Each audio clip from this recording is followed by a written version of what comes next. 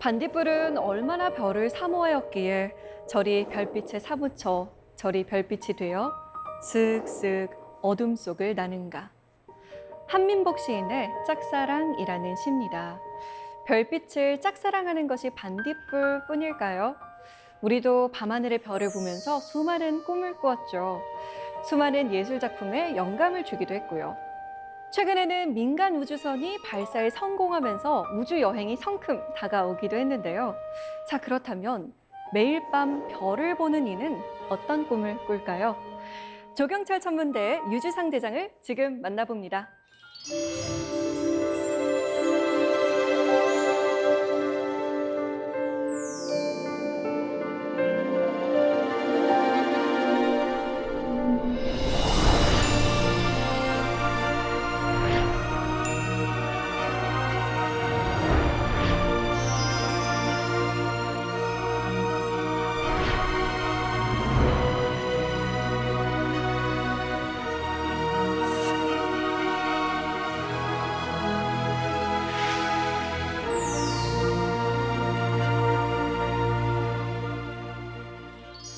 네, 반갑습니다, 대장님. 네, 안녕하세요. 네, 안녕하세요. 매일 밤 별을 보는 일이라니 굉장히 낭만적으로 느껴지는데 대장님도 그렇게 생각하시는지 궁금하네요. 네, 그렇죠. 저는 별직이고 별직이기 때문에 행복하고 늘 밤에 별과 함께 있습니다. 대장님이 하시는 일이 궁금합니다. 저는 이제 천문학을 연구한다기보다는 시민 천문대를 운영을 하면서 별에 관심을 많이 가지고 계신 분들과 함께 별을 안내하고 또 밤하늘을 보여드리는 일을 하고 있습니다. 요즘 그 조경철 천문대가 은하수 포인트로 유명하더라고요. 네, 은하수를 보기 가장 좋은 장소 중에 하나죠. 자, 그럼 대장님을 따라서 별 여행 떠나볼까요? 잘 부탁드립니다.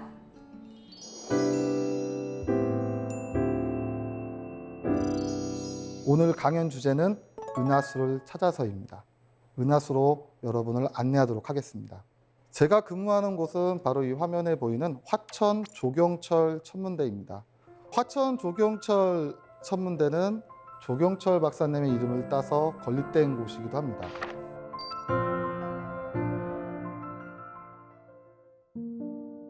해발고도 1010m, 저렇게 높은 산 위에 있기 때문에 별 보기로서는 아주 좋은 장소를 가지고 있습니다. 밤하늘 가득한 별을 떠올려 보십시오. 우리 바쁜 일상 속에서 가던 길을 잠시 멈추고 하늘을 올려다보면 우리가 미처 보지 못했던 수많은 별들도 만날 수 있을 겁니다.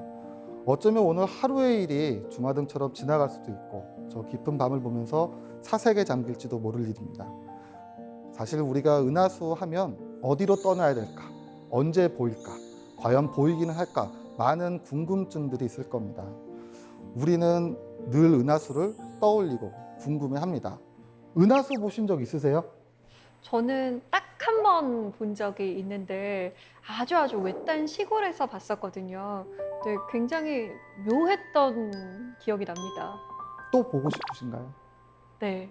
그때 사실 제가 눈이 안 좋은데 안경이 없었어요. 근데 우연히 산책을 나왔다가 발견한 거였거든요. 그래서 너무 흐릿하게 본 것 같아서 좀 선명하게 한 번쯤 보고 싶습니다. 그렇게 은하수를 보실 수 있었다는 건 아주 좋은 경험이었을 거라 생각이 듭니다. 푸른 하늘, 은하수. 우리 반달이란 동요에 나오듯이 저 은하수 사진만 보면 벌써 몸이 막 들썩이고 어디론가 떠나고 싶은 그런 마음이 듭니다. 우리 모두가 보고 싶어 마지 않는 그 대상이 바로 은하수인 것 같습니다.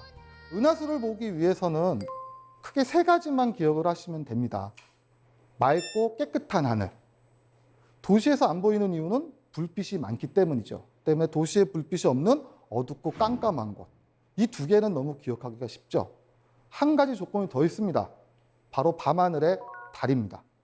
달이 뜨게 되면 그 밝은 달빛에서 별이 보이지 않거든요. 이 세 가지만 맞출 수 있으면 됩니다. 다시 한번 말씀드리면 맑고 깨끗한 하늘, 깜깜한 곳, 그리고 달빛이 비치지 않는 것. 이것이 결정이 되면 그 다음에는 떠나고 싶은 마음과 결심만 들면 좋습니다. 은하수가 가장 짙고 선명하게 보이는 시기가 바로 요즘 6월 달입니다. 그래서 6월경에는 자정 무렵에 머리 꼭대기에 올라오기 때문에 그 6월 달 맑은 날을 기약해서 높은 산 위에 불빛이 없는 시골에 가실 수 있다면은 분명히 은하수를 보실 수 있을 겁니다.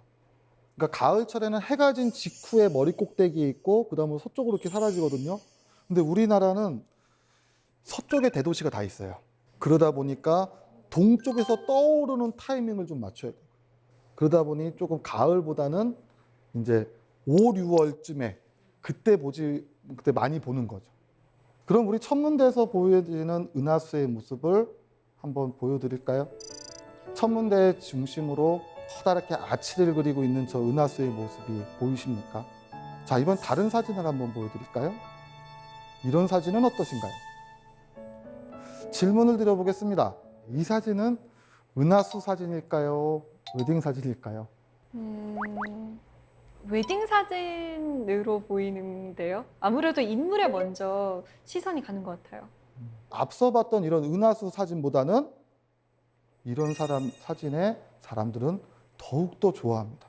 어쩌면 이 사진에 열광했던 건 은하수가 아니라 그 은하수 아래서 우리가 만들 수 있었던 그러한 사람과 사람 사이의 그 관계, 그 마음에 더 가슴이 공명했던 것은 아니었을까요? 사실 우리의 마음은 객관적이고 보편적인 믿음이 아니라 흔들리기도 합니다. 어떨 땐 밤하늘의 별이 아름답게 보이다가도 그 별에 눈길조차 가지 않을 때도 있습니다. 늘 있던 그 방의 풍경이 낯설게 보일 때도 있고 우리의 마음은 조금 흔들리는 것은 아닐까 그런 상상을 한번 해봅니다. 이어서 저 은하수에 대해서 떠올려 봅니다. 우리는 저 은하수에 왜 매료가 되는 것이고 저걸 왜 보고 싶어 하는 것일까? 분명한 것은 내 마음은 흔들릴지라도 거기에 관심이 가고 이끌려 간다는 것이겠죠. 그래서 보고 나면 우리 그 다음은 만지고 싶습니다. 만지고 나면 느끼고 싶죠. 사실 이것은 과학관에서 운영하는 아주 중요한 테마이기도 합니다. 첫 번째 보는 건 사이트온, 눈으로 먼저 보는 관람이거든요. 그 다음에 우리는 만지고 싶어 합니다. 핸즈온. 그 다음에는 마음으로 느끼고 싶어 하죠. 공명을 하는 것. 어쩌면 이것이 우리가 사물을 대할 때 가는 순서 아니었을까요? 그리고 우리는 그 대상에 대해서 조금씩 탐색을 하고 탐구하고 알게 됩니다. 사실 지금까지 우리가 바라보던 은하, 우리는 저 은하를 설명하기 위해서 자신의 주관적 이야기나 그냥 단순히 상상이나 설명할 수 없는 불가사의한 것들로 설명하려 시도했었습니다. 하늘의 저 뿌연빛, 누군가는 하늘을 흘러가는 연기라고 생각을 해요. 누군가는 하늘을 흘러가는 강물, 견우와 직녀의 오작교가 떠오르는, 헤라가 떠오르는 밀키웨이, 불가사의한 힘에 의해서 신화와 전설로 우리는 은하수를 설명했죠. 그런데 아리스토텔레스는 저 은하수는 하늘에 천상과 지상 사이에 존재하는 별들이 충돌을 일으켜서 폭발한 잔해라고 설명을 합니다. 현대에서 우리가 알고 있는 은하수의 형성 원리와는 전혀 다르죠. 하지만 그가 시도했던 것은 과학적 방법으로 은하의 모습을 설명하고자 시도했던 것입니다. 그러한 아리스토텔레스의 과학적 접근법은 무려 2000년간이나 유효합니다. 아리스토텔레스 이후로 누구도 그 아리스토텔레스의 우주관을 부정하지 않습니다. 하늘에 떠 있는 별이란 천구에 맺혀 있는 것이고 그 천구와 우리 사이에 은하수는 별들과 함께 일정하게 움직이는 것. 누구도 의심을 품지 않았습니다. 때로는 이것을 자연이라고도 합니다. 자연이라고 하는 건 의심하지 않는 것, 즉 늘 그러했던 것. 하지만 누군가는 의심을 품게 되죠. 바로 갈릴레오 갈릴레이가 있었습니다. 1610년 갈릴레오 갈릴레이는 스스로 만든 망원경으로 은하수를 관측하게 됩니다. 사실 가장 먼저 관측을 했던 건 목성과 달이었습니다. 역시 아리스토텔레스가 얘기했던 달의 표면은 매끈할 것이다. 갈릴레오는 그것이 틀렸다는 사실을 알게 됐죠. 아리스토텔레스의 세계관이 달랐던 겁니다. 그 이후로 은하수도 보게 됩니다. 은하수란 단순히 뿌연 덩어리, 먼지가 아니라 수많은 별들의 집합체였던 거죠. 우리가 상상하던 은하수는 이제 실제의 모습을 갖고 있는 존재로 우리 앞에 다가서게 됩니다. 그리고 윌리엄 허셜이 등장을 합니다. 윌리엄 허셜은 그 동생 캐롤라인 허셜과 함께 천왕성을 발견해내기도 합니다.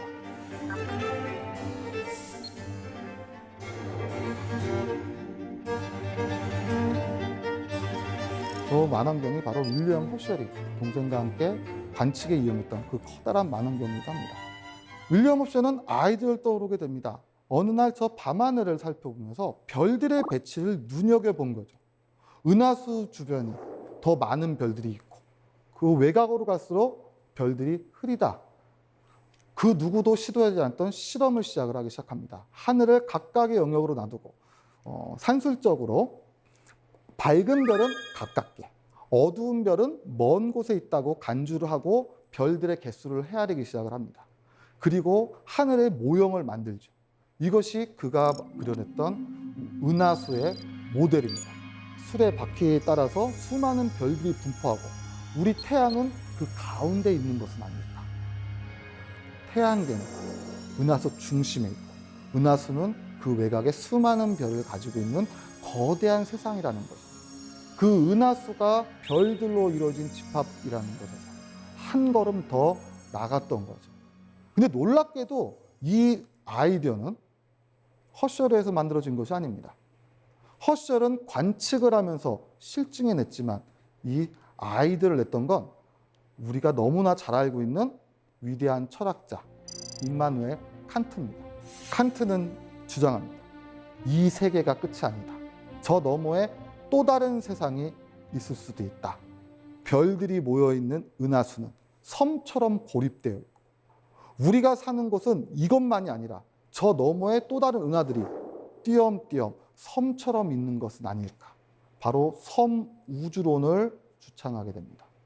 그리고 은하 형성은 태양의 형성처럼 성운 속에서 먼지 가득한 그 가스구름 안에서 소용돌이 치며 압축해서 만들어지고 저 은하도 그런 거대한 가스구름 안에서 태어났다는 칸트의 성운론이 등장하게 됩니다. 이 성운론은 지금도 학교 교과서에 소개가 되고 있을 정도죠.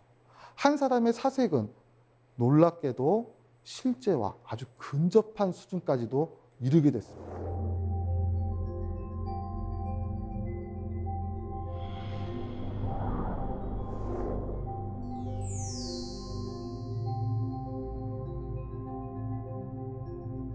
자, 요 뿌연 건 무엇이었을까요? 아주 오랜 시간 동안 이 뿌연 것의 정체를 우리가 알지는 못했습니다. 별이 구름처럼 모여 있다. 스타 클라우드. 혹은 별이 탄생하는 성운, 네뷸라. 여러 가지 이름으로 불리게 됩니다. 저 뿌연 건 무엇이었을까?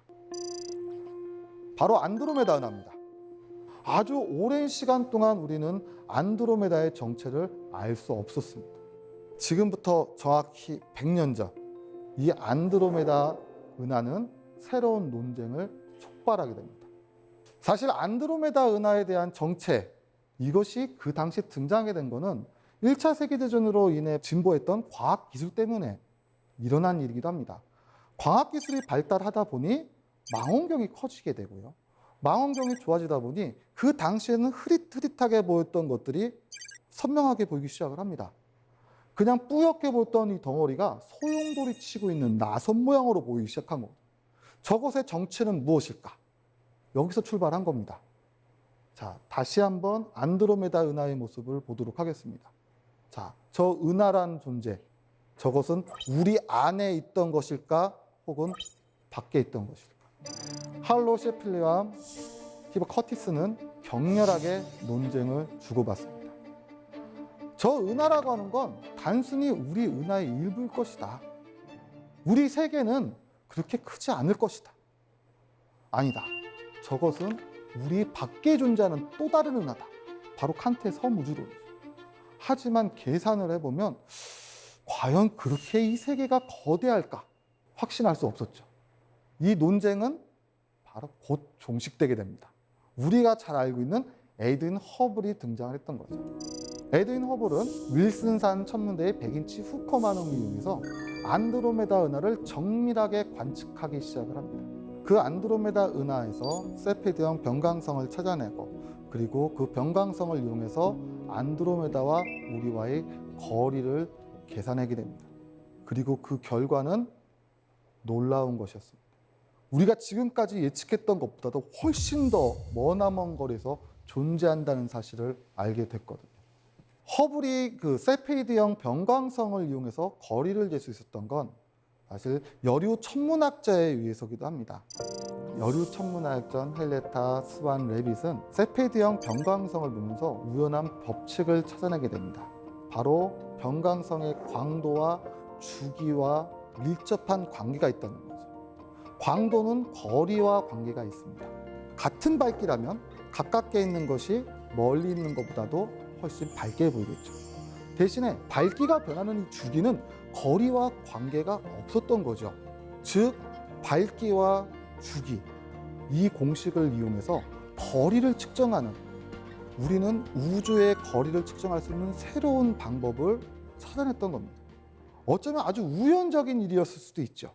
이것을 허블이 이용해서 안드로메다 은하와 우리와의 거리를 성공적으로 측정하게 됐습니다. 그리고 이것은 우주가 팽창한다는 가모프의 빅뱅 이론으로 연결이 되게 됩니다. 단순히 안드로메다 은하에 대한 논쟁이었는데 저 흐릿하고 뿌연 것이 무엇일까라는 생각은 우주의 기원과 닿아있었던 거죠. 우리는 우주가 어떻게 시작이 되고 어떻게 진화하며 어떻게 만들어지고 있는지 설명할 수 있는 그 기회를 잡게 된 겁니다. 호기심과 상상으로 봤던 세상이었습니다. 저것이 무엇이었을까? 저것이 별이라는 걸 알아내고 그 너머 우리를 둘러싸고 있는 저 세계는 어떻게 이루어져 있을까? 우리는 혼자 있는 것일까? 아니면 그놈에 무엇이 있는 것일까? 만약에 있다면 이 세계는 얼마나 넓은 것일까?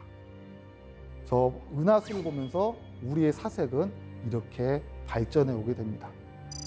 1969년 7월 17일 달 착륙에 성공하고 나서 우리는 과학에 대한 환상을 품게 됩니다. 이 과학은 이 세계를 다 밝혀낼 수 있을 것이다. 아인슈타인 이후 우리 과학은 정말 눈부시게 발전해서 우리는 저 세계를 전부 다 이해할 수 있을 거라는 확신에 차 있었죠. 그리고 지금부터 30년 전 에드윈 허블의 이름을 딴 커다란 우주 만원경이 우주로 올라가게 되죠. 바로 올해가 허블 우주 만원경 30주년이 되는 해입니다. 1990년 케네디 우주센터에서 우주 왕복선이 발사가 됩니다. 지금껏 지상의 대기 때문에 볼 수 없었던 저 머나먼 우주에 대한 정보를 풀 임무를 띠고 허블 우주 만원경은 우주로 올라갑니다. 우리가 잘 알다시피 허블 우주 만원경이 우리에게 보내온 그 엄청난 사진들, 우리는 그런 어마어마한 데이터와 정보를 가지고 우주의 신비를 하나씩 밝혀내기 시작을 했습니다. 사실 이 허블 만원경은 30년 동안 굉장한 많은 공헌을 했습니다. 애초에 설계됐던 기대 수명은 불과 15년 만에 불과했습니다. 하지만 지금 그 2배 이상 활동을 하면서 우리에게 더 커다란 우주의 세계를 보여주게 됐죠. 그중 가장 하이라이트의 순간을 꼽아보라면 저는 1995년 12월 28일, 아주 정확한 날짜가 나오죠. 그날을 꼽을 수 있을 것 같습니다. 그날은 인류의 콧대가 꺾인 날이거든요. 허블 만원경이 1990년 발사돼서 바로 활동을 개시했던 건 아닙니다. 약간의 오차가 있었기 때문에 처음 허블 만원경이 전송했던 사진들은 실망스러울 뿐이었죠. 사실 허블 우주 만원경의 유의는요, 사람이 직접 가서 고칠 수 있다는 데 있습니다. 사람이 직접 가서 고칠 수 있는 그 궤도상에 있었거든요. 그 허블 우주 만원경을 수리를 한 이후로 다시 한번 가동을 하게 됩니다. 그때 테스트를 해야 되죠. 작은 아이디어였습니다. 아무것도 보이지 않는 곳을 향해서 허블 만원경을 찍으면 뭐가 나올까? 가로 세로 한 1mm 정도 되는 사각형을 이렇게 놓고 봤을 때 그 정도의 영역점이 될 것 같습니다. 그 드넓은 하늘에서 정말 바늘구멍만한 것을 허블 만원경에 본 거죠. 저기에 무엇이 나올까? 아무것도 없을까? 아니면 뭔가 나올까? 1995년 12월 20일 드디어 큰곰자리 방향 쪽에 있는 아주 좁은 곳을 향해서 허블 망원경이 그 카메라를 담습니다. 도합 11일 300장의 노출, 허블 딥필드라 명명이 됩니다. 그 좁디 좁은 영역 안에 지금 보이시나요? 저 하나의 낱개의 점들은 우리 은하와 같은 존재들이었습니다. 1000억 개 이상의 태양들이 모이는 거대한 색. 과학자들은 아찔해졌죠. 어쩌면 우리가 알고 있던 것은 끝이 아닐 수도 있겠구나. 여기가 끝이 아니라 저 너머에 더 거대한 세상이 존재하겠구나. 허블 망원경은 끝도 없이 저 우주 깊은 심연을 향해서 연구를 계속을 합니다. 자료를 계속 전송해오죠. 우리는 허블 망원경에 30년 동안 많은 사실을 알게 됐습니다. 2002년 외소 은하가 우리 은하와 충돌했다는 사실을 밝혀내게 됐고요. 우리 은하 중심부에는 태양의 400만 배 이르는 거대한 블랙홀이 있다는 사실도 알게 됐습니다. 우리가 생각했던 것보다 우리 은하는 훨씬 더 커다랗다는 것도 알게 됐죠. 우주 초기의 빛까지 찾아냅니다. 우리는 저 은하를 연구하게 되면서 이 우주가 그리고 이 세상이 어떻게 이루어졌는지 조금씩 알아가고 있었던 거죠. 허블 우주 망원경은 이제 곧 수명이 거의 다 했습니다. 그래서 차세대 우주 망원경인 제임스 웹 망원경이 발사를 기다리고 있죠. 이 화면은 이제 허블이 만들어낸 우리 은하의, 즉 우리 세계의 모습입니다. 지금 우리는 오리온 8이라고 하는 곳에 우리 태양이 위치해 있는 거죠.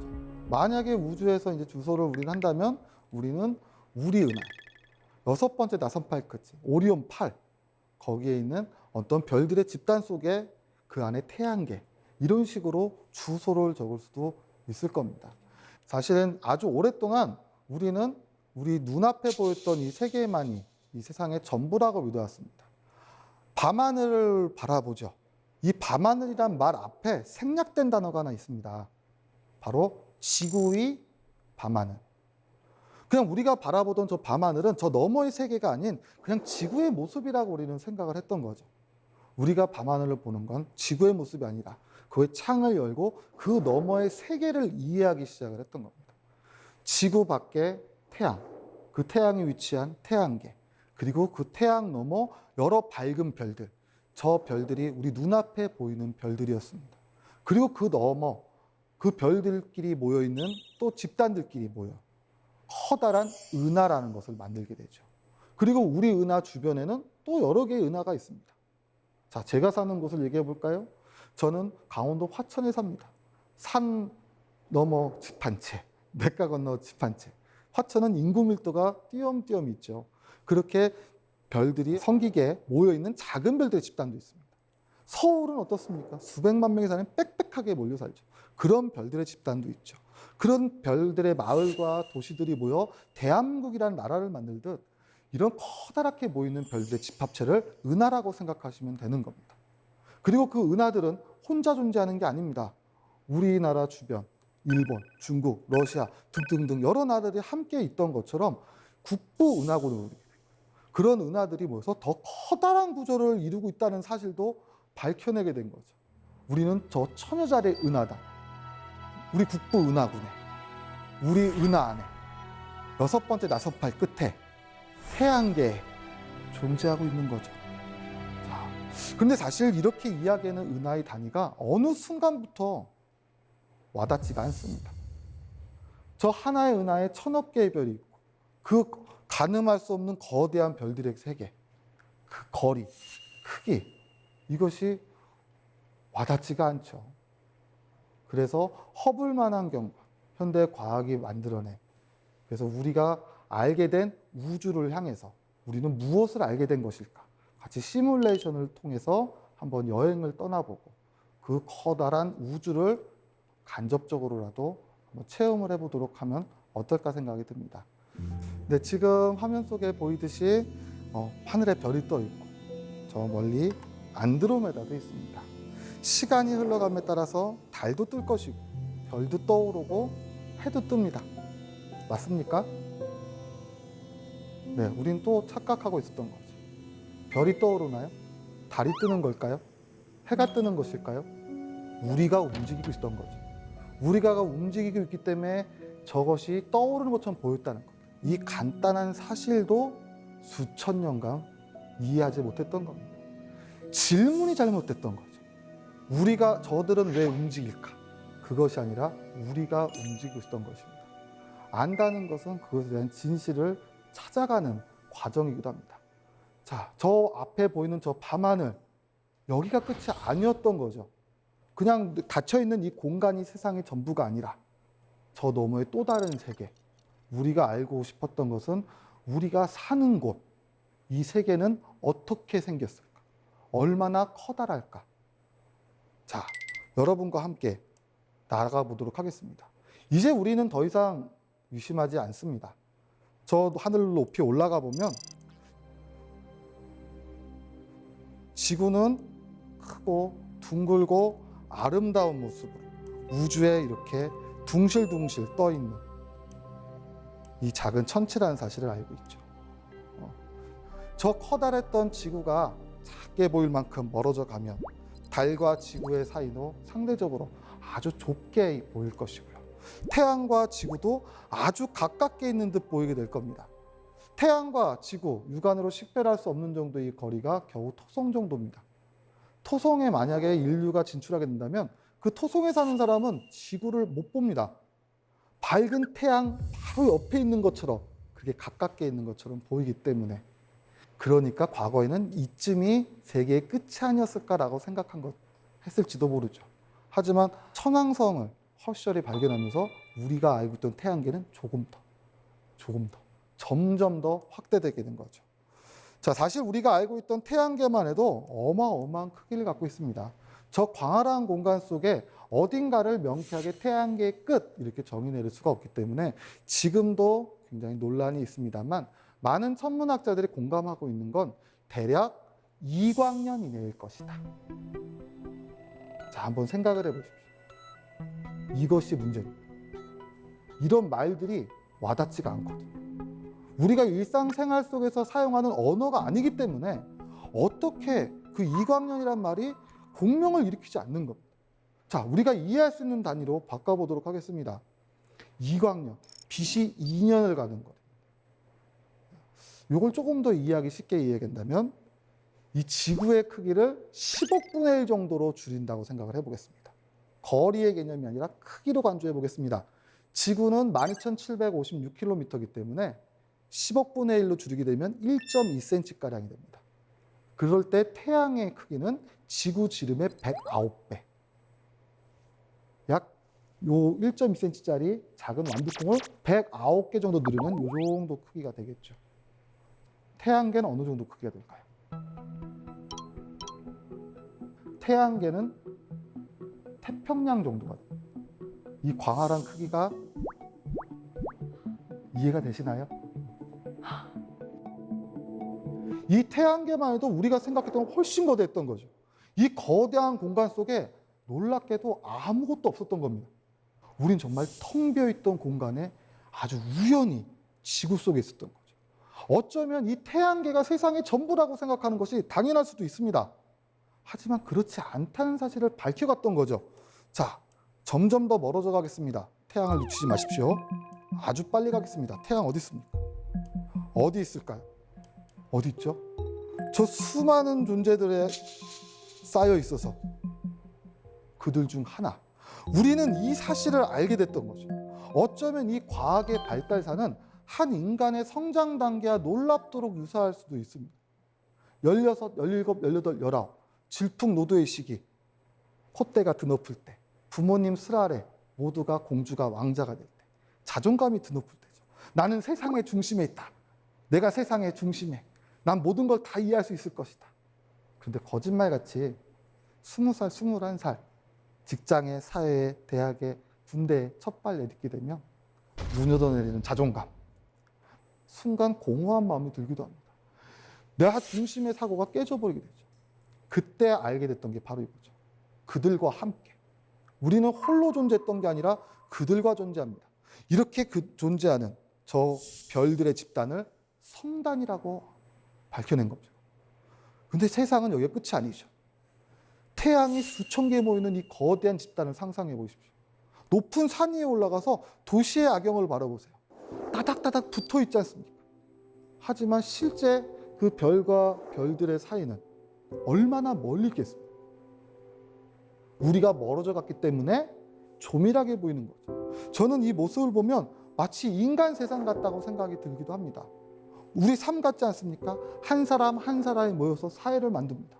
멀리서 보면 어깨를 맞닿고 닿아 있는 것처럼 보이기도 하죠.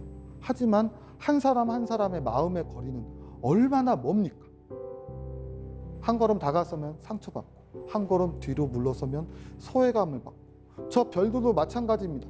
저렇게 떨어지는 별들은 광활한 거리를 두고 서로 바라보고 있지만 서로 물리적인 힘에 이끌려 서로 다가오기도 합니다.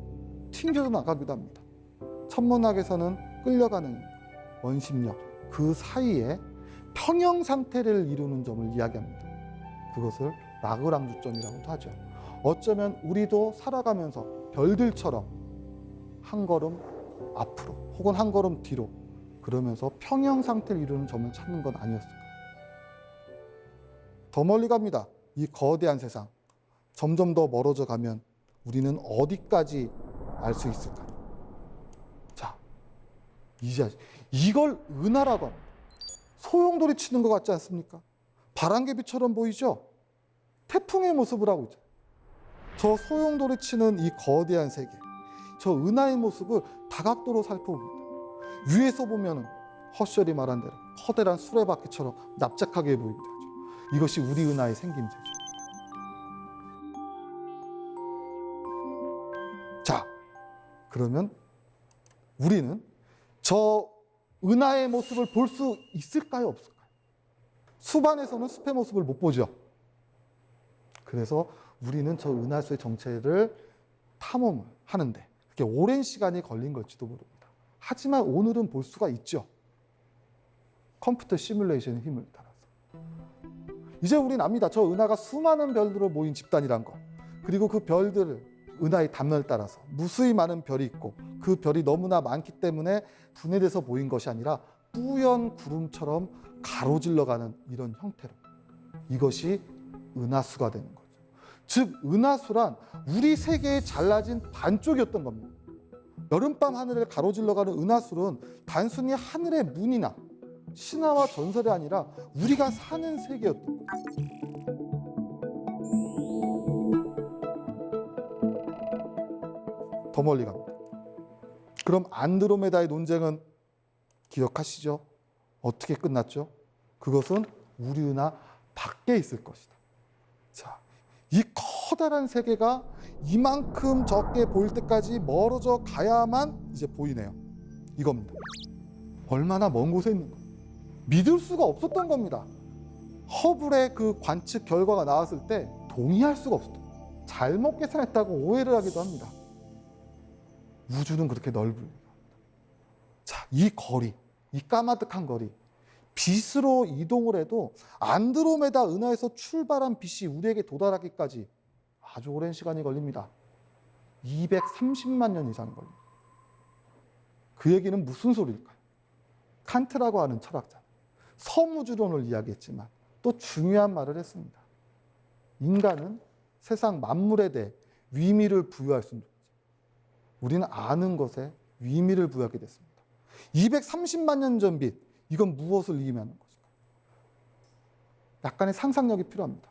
지금 우리가 보고 있는 이 안드로메다 은하의 빛은 얼마 전에 출발한 빛이 아니라 지금부터 230만 년 전 오스트랄로피테쿠스가 처음 직립보행할 때 출발한 빛이란 뜻이죠. 그 얘기는 무슨 소리겠습니까? 지금 우리가 보고 있는 이 안드로메다 은하는 지금이 아니라 230만 년 전의 과거란 뜻이죠. 즉 밤하늘은 단 한 번도 지금 시간을 보여준 적이 없었던 거죠. 여름철 밝게 빛나는 직년은 24년 전 출발한 빛입니다. 견우는 18년 전 출발했습니다. 대내부는 1150년 전, 태양빛은 8분 전, 달빛은 1.3초 전. 저 밤하늘은 단 한 번도 같은 시간을 보여준 적이 없었던 거죠.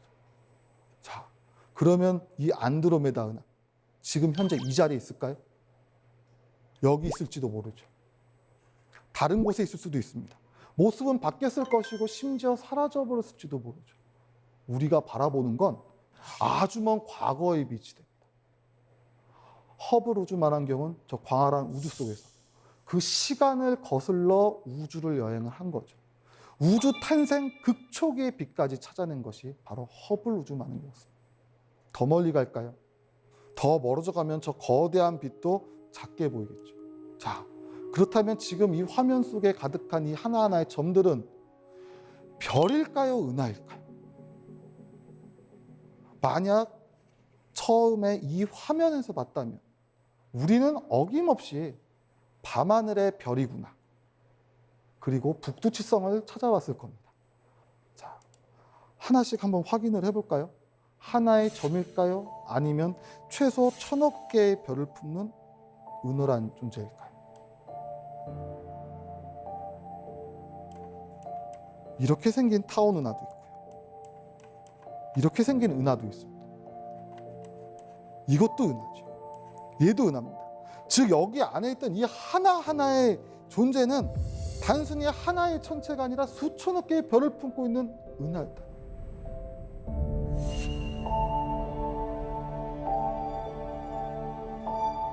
자, 우주에는 이렇게 끝없이 많은 은하들로 구성되어 있던 거예요. 사실 인류가 처음 동경하는 경외감을 갖고 밤하늘을 올려다보면서 우리는 수천 년 동안 같은 질문했는지도 모릅니다. 이 세계는 얼마나 넓을까? 저 하늘에 얼마나 많은 별이 있을까? 한 걸음 더 나간 질문이 됩니다. 외계에는 있을까요? 없을까요? 어떻게 생각을 하십니까? 조금 다른 표현으로 이야기하게 되면 좀 세련된 화법으로 말하면 이런 뜻이죠. 그렇다면 도대체 생명은 무엇이길래 저 광활한 공간 어딘가에서 스스로 탄생한 생명은 진화의 과정을 거쳐 문명을 일구고 또 너무 어딘가에 손을 내밀 수 있는 건 아닐까? 도대체 생명이란 무엇이란 말일까? 현대과학의 끝에서 우리는 그 질문을 맞이하고 있는 거예요. 생명은 무엇일까? 한번 생각해 보십시오. 외계인이 있을까요? 없을까요? 이 정도면 있어야 되는 거 아닌가라는 생각도 드는데요. 혹자는 이렇게 말합니다.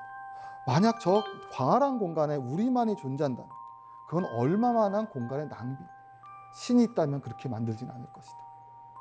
있을 수도 있다. 하지만 만나지를 못할 것이다. 우리만 밝혀지지 않은 채 그들끼리 교류하고 있을지도 모른다. 여러분들은 어떻게 생각을 하십니까? 다시 한번 이 거대한 구조를 바라봅니다. 더 놀라운 사실은 이것이 전부가 아니라는 데 있죠. 지금 우리가 보고 있는 것조차도 아주 극히 작은 일부라고 알고 있습니다. 이 세계는 얼마나 넓은 것일까? 은하수에 처음 빠졌던 그날 밤하늘을 떠올려 봅니다. 아무것도 보이지 않는 정말 칠흑같이 어두운 밤. 제 머리 위로는 그냥 수많은 별이 빛나고 있습니다. 땅도 제 모습도 정말 한치 앞이 보이지 않는 그 공간 속에서 저는 사실 두려움을 제일 먼저 느꼈습니다. 그 다음 어느 순간 두려움이 사라지고 그 다음 세상 한가운데 있다는 생각이 들었습니다. 그리고 내가 대단한 것이 아니라 저 커다란 세계에 경외감을 갖기도 했습니다. 지금 우리가 바라보고 있는 이 거대한 세계. 그런데 또 궁금한 점이 듭니다. 그러면 우리는 어디에 있는 것일까? 바쁜 삶, 도시의 삶 속에선 별이 보이지 않습니다. 오늘 하루하루 아주 바쁘게 살 뿐이죠. 근데 문득 떠오를 때가 있습니다. 오늘 나의 모습이, 내일의 모습이. 이 바쁜 삶, 우리는 지금 어디쯤에 있는 것이었을까요? 사실 천문학이 이 끝에서 다시 만나게 되는 질문은 어쩌면 아주 특별한 질문은 아닐지도 모르겠습니다. 왜 밤하늘의 별이 아름다울까? 왜 그것을 알고 싶었을까? 왜 우리는 거기에 끌리는 것일까? 나는 도대체 무엇을 좋아하는 것일까? 나는 무엇을 아는가? 나는 무엇을 행해도 좋은가? 나는 무엇을 희망해도 좋은가?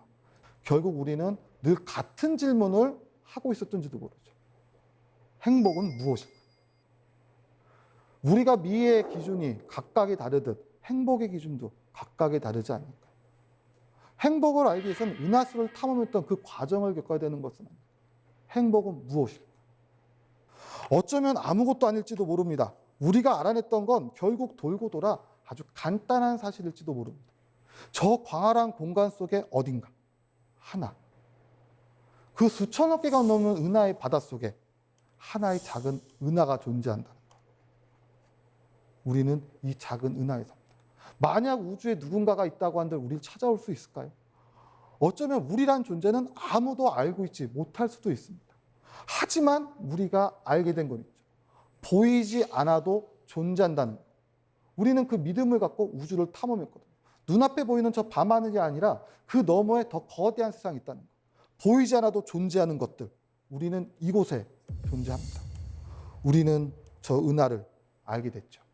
오늘 우리는 이렇게 작은 화면으로 별을 보지만 머지않은 미래 우리 우주 나갈 겁니다. 왜? 민간 우주선 스페이스X가 성공을 했거든요. 그런 상상을 해봅시다. 로켓을 타고 저 우주 지구 밖 우주에 나가서 우리가 제일 먼저 하는 겁니다. 그 공간에 올라가서 지구를 내려다보고 손을 흔들겠죠. 한마디씩 하겠죠. 아, 저곳이 우리의 고향이다. 그날이 오면 전쟁이 사라지는 겁니다. 같은 고향에서 어쩌면 진리는 손바닥 뒤집기처럼 아주 가벼운 간단할지도 모르겠습니다. 하지만 우리는 아직 그 단계를 경험해보지 못한 것이죠. 그러니 이 지구에는 아직도 수많은 갈등과 반목이, 대립이, 전쟁이, 증오가, 혐오가 끊이질 않습니다. 하지만 그럼에도 인류는 믿습니다. 나는 아닐지언정 그 다음 세계는 조금 더 나은 세상으로 가리라. 우리는 아닐지언정 사람은 더 나은 곳으로 갈 수 있겠죠. 과학은 자연을 탐구하는 겁니다.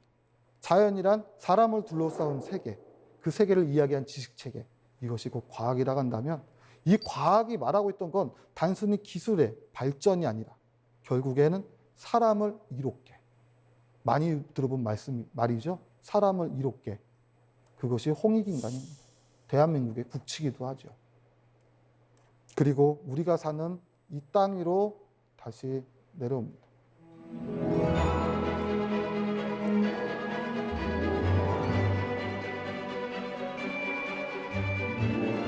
우리는 이곳에 살죠. 하루를 삽니다. 그런데 이 우주의 이야기가 잘 와닿지는 않습니다. 왜냐하면 지구의 중력에 구속돼 두 달 딛고 하늘고 매일매일 하루를 살아가니 오늘 하루도 가끔은 퍽퍽하거든. 오늘 하루도 힘든데 우주 얘기가 닿을 리가 있나요? 하지만 그렇게 생각을 해보십시오. 어느 날 문득 불현듯 보고 싶어서 떠난 그 언덕, 거기서 은하수를 바라보며 혼자 보러 갔을까요? 누군가 같이 곁에 있던 사람이 있다. 그 사람의 손을 잡았을 때 그 사람 손끝에 느껴지는 그 체온이, 실체가, 존재가 여기까지 우주시간 138억 년, 지구시간 46억 년, 그것이 존재한다는 것. 우리는 이것을 기적이라고 말하고는 것지도 모르겠죠. 어쩌면 밤하늘의 별을 본다는 것은 인간만의 고유한 특성일 수도 있습니다. 우리는 왜 밤하늘에 매료되고 밤하늘에 빠져드는 것일까요? 은하수의 시즌 여름에 은하수를 보고 사색할 수 있는 그런 쉼표가 여러분들께 드리고 싶습니다. 여기서 강의를 마치도록 하겠습니다. 감사합니다.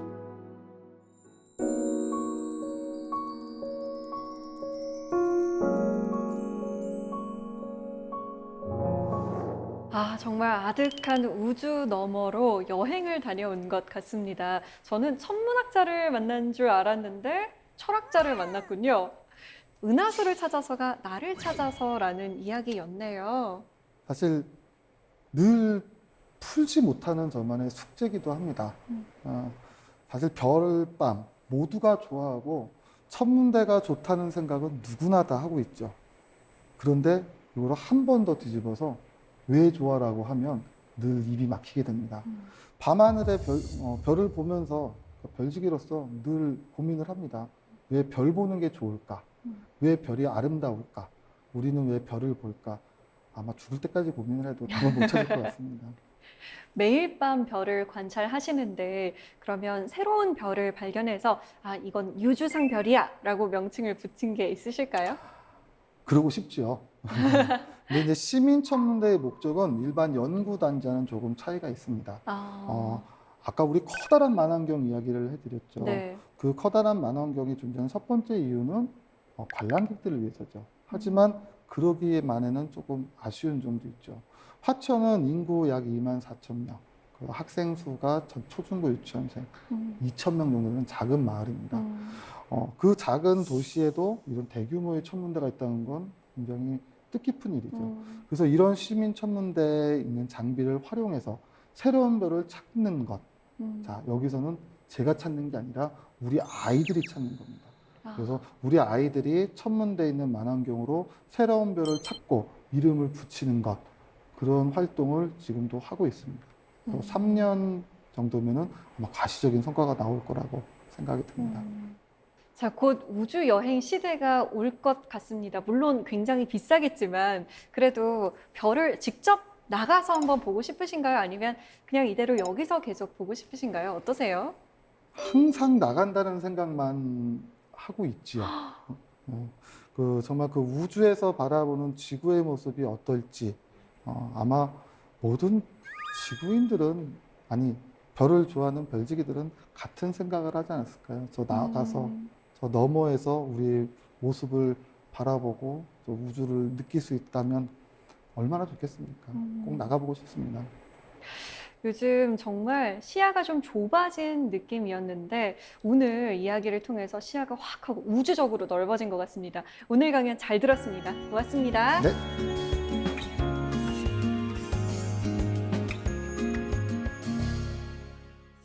우리에게 태양 다음으로 친숙한 별이 바로 북극성일 텐데요. 작은 곰자리의 알파별인 북극성은 아주 오래 전부터 항해자나 여행자에게 방향과 위도를 알려주는 길잡이별이었습니다.